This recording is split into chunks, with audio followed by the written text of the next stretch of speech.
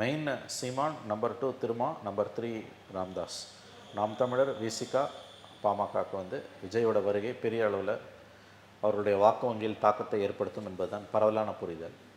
நான் என் அனுபவத்தில் கார்த்தி இந்த 40 வருஷத்தில் இப்படி ஒரு அரசியலுக்கு புதியதாக வந்த ஒருவருக்கு மக்கள் மத்தியில் அமோகமான ஆதரவு இருப்பதை பார்த்ததே இல்லை. அதாவது எல்லா விதமான பிரிவு மக்களிடமும் அது இருக்குது. பிரச்சனையை பேசக்கூடிய சீமான் விஜய் விஷயத்தில் வந்து ஹிட்டிங் பிலோ த பெல்ட்னுவாங்க, கீழே இறங்கி தனி மனித தாக்குதலில் ஈடுபடுறார். லாஸ்ட் வீக் அவர் என்ன பேசினார்னு தெரியும். இந்த முறை வந்து பெயரெல்லாம் சொல்கிறாரு அவர். இதெல்லாம் வந்து ஆரோக்கியமான அரசியலுக்கு அழகு அல்ல.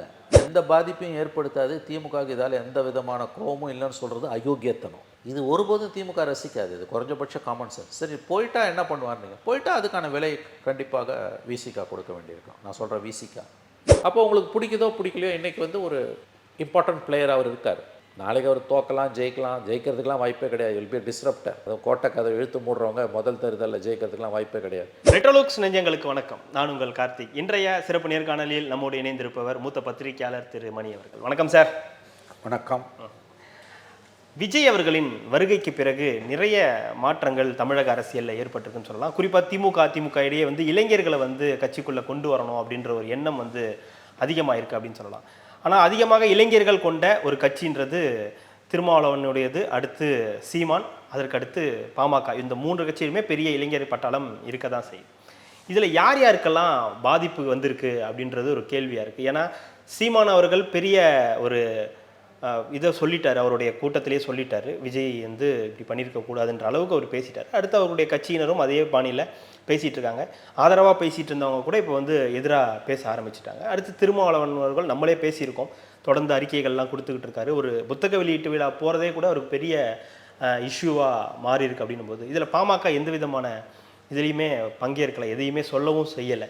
எப்படி பார்க்கலாம் விஜய் அவர்களின் வருகைக்கு பின்னர் சீமான், விசிகா, பாமக எப்படி களம் எப்படி இருக்கா அவங்களுக்கு? இப்போ தான் கட்சி ஆரம்பிச்சிருக்காரு. பட் கண்டிப்பாக வந்து இந்த 3 கட்சிகளுக்கு சேதாரம் இருக்கும் தான் எதிர்பார்க்கப்படுகிறது. நாம் தமிழர் உட்பட. ஆமாம். மெயின் சீமான், நம்பர் 2 திருமா, நம்பர் 3 ராம்தாஸ். நாம் தமிழர், விசிகா, பாமகவுக்கு வந்து விஜயோட வருகை பெரிய அளவில் அவருடைய வாக்கு வங்கியில் தாக்கத்தை ஏற்படுத்தும் என்பதுதான் பரவலான புரிதல். பட் கத்தி ஒரு விஷயம் புரிஞ்சுன்னா 1.5 வருஷம் இருக்குது. இந்த 1.5 வருஷத்தில் இந்த ஏர்லி மொமெண்டம்னுவாங்க. இன்றைக்கி ஒரு சாதகமான சூழ்நிலை விஜய்க்கு இருக்குது. அதை அவர் பயன்படுத்தி கொண்டால் மட்டும்தான் நான் சொல்கிறது நடக்கும். அப்படி இல்லைன்னா இந்த கட்சிகள் தப்பி பழைத்து விடும். ஓகே. இப்போ சீமானுக்கு பார்த்தீங்கன்னா வெளியில் போன வாக்குகள் மறுபடியும் அவருக்குள்ளே வந்தது. 21 வெளியில் போன வாக்குகள் 24 8% வரைக்கும் வந்தது. 21 அவருக்கு 3% 4% என்னமோ தான் ஓட்டு வந்தது. 4% நினைக்கிறேன். 6% நினைக்கிறேன். 6%. அது 2% இன்க்ரீஸ் ஆச்சு. இப்போ ஆனால் அது அப்படியே இருக்குமான்றது டவுட்டு தான் உங்களுக்கு. இந்த வாக்கு வங்கியை தக்க வைக்கிறதுன்றது ஒவ்வொரு கட்சிகளுக்கும் வந்து ஒவ்வொரு தேர்தலையுமே அது பிரசவ வேதனை தான். ஒரு தடவை அச்சீவ் பண்ணிட்டோன்னா அப்படியே ஸ்டாட்டிக்காக இருந்துரும்லாம் சொல்ல முடியாது. கமலுக்கு என்னாச்சு, ஏறிட்டு இறங்குச்சு, அந்த மாதிரியான பிரச்சனை இருக்குது. ஆனால் விஜயோட வருகையை வச்சு பார்க்கும்போது, அங்கே கூடிய கூட்டத்தை வச்சு பார்க்கும்போது நிச்சயமாக சீமான், திருமா, ராம்தாஸ் 3 பேருக்குமே பாதிப்பு இருக்குன்றது தெரியுது. குறிப்பாக சீமானுக்கும் விசிகாக்கும் கடுமையான பாதிப்பு நிச்சயம் இருக்கும். எதனால் அவங்க 2 பேர் குறிப்பாக? இந்த மாற்று என்ற ஒன்று இருக்குது பார்த்தீங்களா? நீங்கள் சீமானை எல்லாரும் தவறாக புரிஞ்சுக்கிறது, சீமானோட வாக்கு மொத்தமும் தமிழ் தேசிய வாக்குன்னு கிடையவே கிடையாது. சீமானோட வாக்கில் எனக்கு தெரிஞ்சு ஒரு 50% 60% வேணாம். இப்போ 8%ல் ஒரு மேக்ஸிமம் 5% வந்து அவருக்கு 4 to 5% தமிழ் தேசிய உணர்வாளர்கள். ரெஸ்ட் 3 to 4% வந்து திமுக, அண்ணா திமுகவை பிடிக்காதவங்க. அவங்களுக்கு ஒன்றும் பெரிய தமிழ் தேசியத்திலலாம் உடன்பாடு கிடையாது. இவங்க 2 பேரும் வேணாம். ஸ்டாலினும் வேணாம், எடப்பாடியும் வேணாம், திமுக வேணாம், அண்ணா திமுக வேணாம். 2 பேரையும் நாங்கள் பார்த்துட்டோம். 2 பேரும் சரியில்லை, 2 பேரும் கொள்ளடிக்கிறாங்க, வேணாம் எங்களுக்கு. எங்களுக்கு புதுசாக ஒன்று வேணும். We are tired of this 2 people. 2 கழகங்களும் எங்களுக்கு வேணான்றது தான் சீமானோட வாக்கு வங்கியில் இருக்கக்கூடிய பெரும்பாலானவங்க இல்லை, மொத்தமே அதுதான். அதில் ஒரு டிவிஷன் என்னென்னா, அதில் தமிழ் தேசியம் வந்து மொத்தமும் தமிழ் தேசியம் கிடையாது. அதில் ஒரு 40% குறையாமல் இவங்க 2 பேரையும் பிடிக்காதவங்க. அவங்களுக்கு ஒன்றும் பெரிய தமிழ் தேசியத்திலலாம் ஈடுபாடு கிடையாது. விஜயோட வருகை என்பது எல்லா கட்சியிலையுமே உடைக்குது. கம்ப்ளீட்டாக எல்லா கட்சியிலுமே பெரிய பாதிப்பை சமீப நாட்களில் ஒரு புது பிளேயர் இந்த மாதிரி எல்லா கட்சியிலையும் மிகப்பெரிய பாதிப்பை ஏற்படுத்தினது எங்கேயுமே கிடையாது. ரொம்ப அதிர்ச்சி அழைக்கக்கூடிய அளவுக்கு அவருக்கு ஆதரவு இருக்குது. நாளைக்கு ஓட்டாக மாறாதுன்னா அது வேறு கேள்வி. இன்றைக்கி நிலைமை அந்த கூட்டம் 5 லட்சம்னா அதை தாண்டி பல லட்சம் பேர் விஜய்க்கு இன்றைக்கி ஆதரவாக இருக்காங்க. நான் ஒரு உதாரணம் சொல்கிறேன் உங்களுக்கு. நீங்கள்லாம் இது நீ எதை வச்சு சொல்லுவாங்க, இது சப்ஜெக்டிவ் கன்க்ளூஷன் ஒத்துக்கிறேன். நான் சொல்கிறது தப்புன்னு நீங்கள் சொல்லலாம், அது கரெக்ட், அது லாஜிக்கலி நான் என் அசஸ்மெண்ட்டை தான் சொல்ல முடியும். ஆனால் நீங்களும் மறுக்க முடியாத ஒரு விஷயத்தை நான் சொல்கிறேன், அப்ஜெக்டிவானது. அவங்க கட்சியில் சேர்றது உறுப்பினர் சேர்க்கைக்கான ஒரு ஆப், ஆமாம், ஒரு செயலி ஒன்று வச்சுருந்தாங்க. அதில் வந்து பார்த்தீங்கன்னா ப்ராப்பராக அதை மெயின்டைன் பண்ணுறாங்க அவங்க. அதில் வந்து நீங்கள் போய் வந்து ஆதார் கார்டு போடணும், ஓடிபி வரும், அப்புறம் எலெக்ஷன் ஐடி போடணும், ஓட்டர் ஐடி போடணும். அதுக்கு பிறகு தான் நீங்கள் மெம்பர் ஆக முடியும். 18 வயசு பூர்த்தி ஆகியிருந்திருக்கும். ஏன்னா சில ஸ்கூல் பசங்க 15 வயசு பசங்க, என்னுடைய நெருக்கமான நண்பர்களுடைய மகன்கள் வந்து அந்த பசங்க விளையாட்டாக விஜய் ரசிகர்கள் அதை ட்ரை பண்ணும்போது அவங்களால அது போக முடியல உள்ள, ஏன்னா அந்த சிஸ்டம் அந்த மாதிரி இருக்குது. ஓகே. ஸோ கிட்டத்தட்ட வந்து 60 lakhsக்கு மேலே மெம்பர்ஸ் வந்திருக்காங்க. இப்போ அந்த செயலி வந்து கிராஷ் ஆகிருக்குது. ஆமாம், கேள்விப்பட்டிருக்காங்க. அதை மீட்டெடுக்கிற வேலையில் ஈடுபட்டிருக்காங்க. 2 நாள் ஆகும். 2 நாள் ஆகும்ன்றிருக்கு. இதெல்லாம் வந்து ஒதுக்கி தள்ள முடியாத விஷயம், புரிஞ்சுக்கோங்க. இது வந்து நம்ம ஒரு விஷயத்தை காய்தல் ஓரத்தில் இல்லாமல் பார்க்கணும். திமுகவை பிடிக்குது பிடிக்கல வேண்டாம், அது அப்படி அந்த ஆங்கிள்லேயே போக வேணாம். மனசை திறந்து வச்சுக்கிட்டு ஓப்பன் மைண்டாக இந்த பிரச்சனையை அணுகுவோம். விஜய் ஃபேக்டரை ஓப்பன் மைண்டாக அணுகுவோம். நான் என் அனுபவத்தில் கார்த்தி இந்த 40 வருஷத்தில் இப்படி ஒரு அரசியலுக்கு புதியதாக வந்த ஒருவருக்கு மக்கள் மத்தியில் அமோகமான ஆதரவு இருப்பதை பார்த்ததே இல்லை. அதாவது எல்லா விதமான பிரிவு மக்களிடமும் அது இருக்குது. இளைஞர்கள், மாணவர்கள், அபவ் 18, பெண்கள் குறிப்பாக, ஈவன் விமன் வித் 50+ ஏஜ், பாரம்பரியமாக திமுக அண்ணா திமுக போட்டவங்க இந்த தடவை விஜய் அப்படின்றாங்க.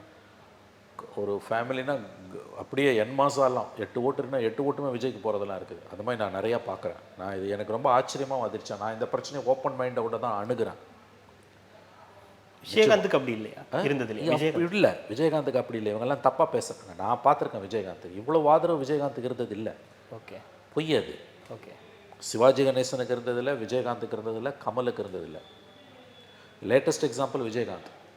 ஏன்னா கமலை விட விஜயகாந்த் பெரிய அளவில் இம்பேக்ட் ஏற்படுத்தினாங்க. ஆமாம். நோ, இந்த ஆதரவு விஜயகாந்த் கிடையாது, சத்தியமாக கிடையாது. திஸ் இஸ் சம்திங் எக்ஸ்ட்ராடினரியாக இருக்குது எனக்கு. இதை நான் மறுபடியும் சொல்கிறேன், உறுதியாக சொல்கிறேன், சத்தம் போட்டு சொல்கிறேன்.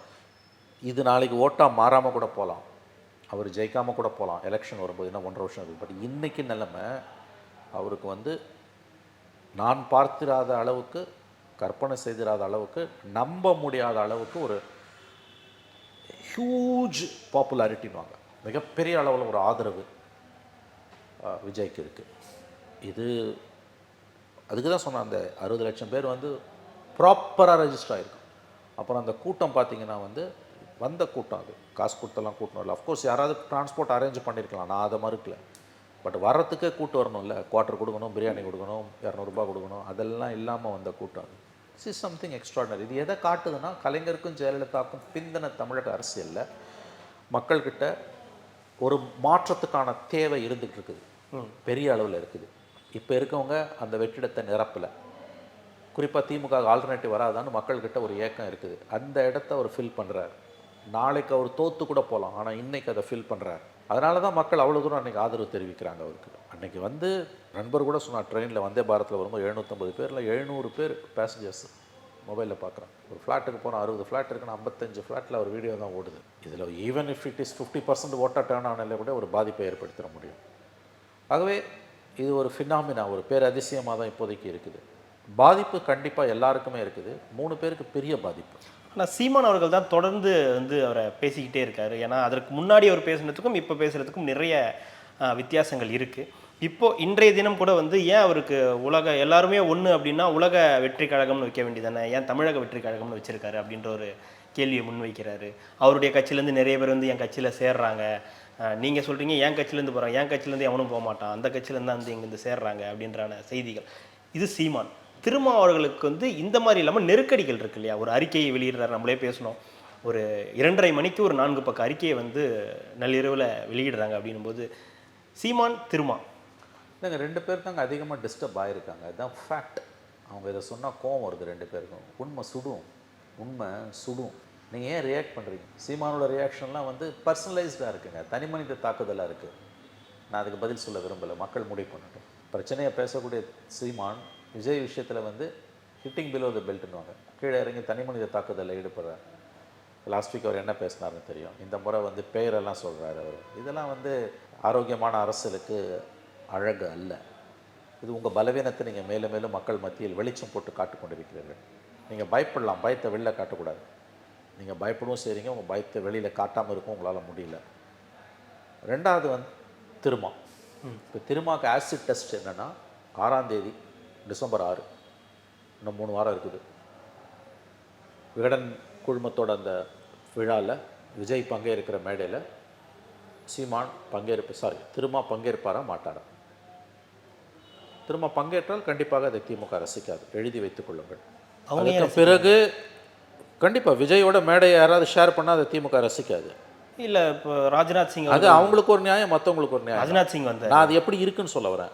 அதில் இருக்க நியாய தர்மங்களை நீங்கள் கேட்குறீங்க. திமுக அதை எப்படி பார்க்கும்னு சொல்கிறேன். அது சரி தப்புன்ற ஆர்குமெண்ட்டுக்குள்ளே போக விரும்பல, அது வேற. டிஎம்கே அதை விரும்புமா விரும்பாதுன்னா சத்தியமாக விரும்பாது. வேணா பூசி மழுகலாம், எங்களுக்கு ஒன்றும் ஆட்சேபணம் இல்லை, அது அவருடைய உரிமை. அம்பேத்கர் நிகழ்ச்சி யார் வேண்டுமானாலும் கலந்து கொள்ளலாம், இப்படிலாம் அவங்க பேசலாம். ஆனால் அது அவங்கள குத்தும் உள்ள. இன்னொன்று, கள்ளக்குறிச்சி மதுவிலக்கு மாநாட்டில் திமுகவும் மேடை ஏறி மாநாட்டையே தாம் பக்கம் இழுத்துக்கிட்ட மாதிரிலாம் விஜய் இருக்க மாநாட்டில் திமுகவால் கண்டிப்பாக செய்ய முடியாது. அந்த நிகழ்ச்சியில் திமுகலேருந்து யார் போனாலும் லைம் லைட் விஜய்க்கு தான் இருக்கும். ஏன்னா ஆரம்ப கட்டத்தில் இருக்கார் அவர். இதே விஜய் 6 மாதம் பொறுத்து பல நிகழ்ச்சிகளில் கலந்துக்கிட்டு ஒரு அக்ரெசிவ் பாலிடிக்ஸ் பண்ண பிறகு ஒரு நிகழ்ச்சியில் போகிறாருன்னா அப்போ திமுகவும் மேடையில் இருக்குன்னா கவனம் திமுக பக்கம் கூட திரும்பலாம். இன்றைக்கி நான் சொல்கிறேன், ஏர்லி ஸ்டேஜஸ், இது ஆரம்ப கட்டத்தில் இருக்குது. இன்றைக்கி பிறந்த குழந்தை அது வந்து உங்களுக்கு வந்து ஒரு அதீதமான எதிர்பார்ப்பை விஜய் உங்களுக்கு பிடிக்குதோ பிடிக்கலையோ அதீதமான எதிர்பார்ப்பு அவர் மேலே மக்களுக்கு இருக்குது. தோக்கலாம் ஜெயிக்கலாம் அது வேறு, எலக்ட்ரல் டிஃபீட்ஸ் வரலாம், விக்ட்ரி வரலாம், அதுக்குள்ளே நான் போகல. ஆனால் இன்றைக்கி ஒரு மேடை ஏறுறாருன்னா, ஒரு மேடையில் தாவேகா தலைவராக விஜய் ஒரு மேடையில் ஏறுறாருன்னா ஒட்டுமொத்த ஊடக வெளிச்சமும் விஜய் மேலே தான் இருக்கும். மற்றவங்க எல்லாம் செகண்ட் ஃபீல்டில் தான், 2ஆம் பட்சம் தாங்க, அது யாராக இருந்தாலும். இது உண்மை சார். யார் மனமாவது புண்பட்டால் அதற்கு நான் பொறுப்பு இல்லை. நான் உண்மையை சொல்கிறேன். நான் சொல்கிறேன், 6 மாதம் பொறுத்து நிலைமை மாறலாம், 1 வருஷம் பொறுத்து மாறலாம். இன்றைக்கி அவர் தான் ஸ்டார். அவர் ஒரு மேடையில் ஏறுறாருன்னா ஒட்டுமொத்த கவனமும் ஒரு பக்கம் இருக்கும். அப்போ அதை ஒருபோதும் திமுக விரும்பாது. ரெண்டாவது, திமுக தான் எதிரின்னு விஜய் சொன்ன பிறகு அது எந்த நிகழ்ச்சியாக இருந்தாலும் அதில் போய் திரும்ப கலந்துக்கிறதும் வாத வர்ஜனா பேசிய பேச்சுக்கள் இதுக்கெல்லாம் பிறகு விஜய் அதில் திரும்ப கலந்துக்கிறாருன்னா சத்தியமாக திமுக அதை ரசிக்காது. ஆனால் கலந்து கொள்ளாமல் இருந்தால் திருமாவுக்கு மிகப்பெரிய நெருக்கடி உருவாகும். ஏன்னா அது அம்பேத்கர் நிகழ்ச்சி. அம்பேத்கர் விழாவில் கலந்துக்காமல் இருக்கீங்க, உங்கள் யூஎஸ்பி அம்பேத்கர் தான் இல்லையா? அம்பேத்கரை வச்சு தான் நிறைய பேருக்கு வண்டி ஓடுது இன்றைக்கி. ஸோ அந்த உங்கள் யூஎஸ்பி அம்பேத்கர். ரெண்டாவது, கட்சியை நிகழ்ச்சி நடத்துகிறவர் உங்கள் கட்சியோட துணை பொதுச் செயலாளர். நீங்கள் எப்படி இக்னோர் பண்ணுவீங்க? கேட்ச் 22 சிச்சுவேஷன் வாங்க. இப்படியும் போக முடியாது, அப்படியும் போக முடியாது. ஹாப்சன்ஸ் சாய்ஸ்னு வாங்க ஆங்கிலத்தில். அதை அவர் எப்படி சமாளிக்கிறாரு நம்ம பார்க்கணும். அந்த நிகழ்ச்சியை அவர் புறக்கணித்தால் அவருக்கு பெரியதொரு பிளாக் மார்க் ஆகும். போனாருன்னா திமுகவை அவர் எதிர்கொள்ளணும். சத்தியமாக திமுக அதை விரும்பாது. விஜயுடன் இந்த ஆப்டிக்ஸ்னு வாங்க, பாலிடிக்ஸில் ஆப்டிக்ஸ் ரொம்ப முக்கியம். ஆப்டிக்ஸ்னால் சும்மா அந்த எப்படி சொல்கிறது, நம்ம வந்து அந்த ஜிகனா வேலைன்னு சொல்லுவோம் இல்லையா, அந்த மாதிரி நம்ம பேசுவோம்ல. 1000 வார்த்தையில் எழுதுகிற ஒரு கட்டுரையை விட ஒரு புகைப்படம். இப்போ நான் சொன்ன விஜயோட கட்சி வந்து மக்கள்கிட்டேருந்து இன்றைக்கி நெருங்காமல் அந்நியப்பட்டு கிடக்குது. கட்சி நான் சொல்கிற அமைப்பு, அந்த கதவை மூடினாங்க நான் சொன்னல, யோசிச்சு பாருங்களேன். வீடியோ இருக்கும், யூடியூப்பில் போனீங்க. அவர் உள்ளே போவார் விஜய், அங்கே தொண்டர்கள்லாம் யூனிஃபார்ம் போட்டு நிற்க வச்சுருப்பாங்க, மீடியா வெளியில் நிற்கும். விஜய் போவார் உள்ளே. அவர் உள்ளே போனவுடனே கிட்டத்தட்ட அந்த கதவோட உயரமே எனக்கு தெரிஞ்சு எப்படியும் ஒரு 20 அடியாவது இருக்கும், அகலம் ஒரு 16 அடியாவது இருக்கும். அந்த கதவை மூடுறதுக்கே 4 பேர் வேணும்னு நினைக்கிறார். அவர் அப்படி போவார், அந்த கதவை அப்படியே மூடும். எனக்கு இது பார்த்தோன்னா ஒரு அரசியல் கட்சியின் கதவுகள் மூடப்படக்கூடாது, 24 மணி நேரமும் திறந்துருக்கும். ஏன் சொல்ல வரேன்னா, அந்த ஒரு ஃபோட்டோ எவ்வளோ பேசுது. அந்த மாதிரி விஜயும் திரும்பவும் ஒரே மேடையில் நின்று இவர் கொடுத்தவர் வாங்கிக்கிறாருன்னா பேசும், அது நிறையா பேசும். அது கடந்து போக முடியாது. இது நீங்கள் ஆதவ அர்ஜுனாவோட பேட்டி அதெல்லாம் இல்லாமல், திருமாவோட பல பேச்சுக்கள் இல்லாமல் வெறுமனே நிகழ்ச்சியாக இருந்ததுன்னா அது கடந்து போயிடலாம். இவ்வளோ பேசினதோட பின்புலம் அறிக்கைகள். திருமா வந்து துணை முதலமைச்சர் ஆகக்கூடாதா? 4 வருஷத்துக்கு முன்னால் சினிமாவில் நடிச்சுட்டு இருந்தவங்கலாம் இன்றைக்கி துணை முதலமைச்சர் ஆகும்போது திருமா ஆகக்கூடாதுன்னு ஒருத்தர் கேட்குறாரு. அதுக்கு திமுக எங்கே பதில் கொடுக்குதுன்னா, 75வது ஆண்டு விழாவில் பதில் யாரை வச்சு கொடுக்குதுன்னா, கொங்கு ஈஸ்வரனை வச்சு கொடுக்குது. டிஎன்பிசி எலெக்ஷன் எக்ஸாம் வச்சு அடுக்க முடியும் சிஎம் போஸ்ட்டுக்கு, டெப்டி சிஎம். இன்றைக்கி அதோட அவர் தான் ஒன் ஆஃப் தி பார்ட்னர்ஸ். அதில் அவர் நடத்துகிற நிகழ்ச்சியில் போய் நீங்கள் ஏறுறீங்கன்னா எப்படி சார் இதுக்கு எந்த முக்கியத்துவமும் இல்லை.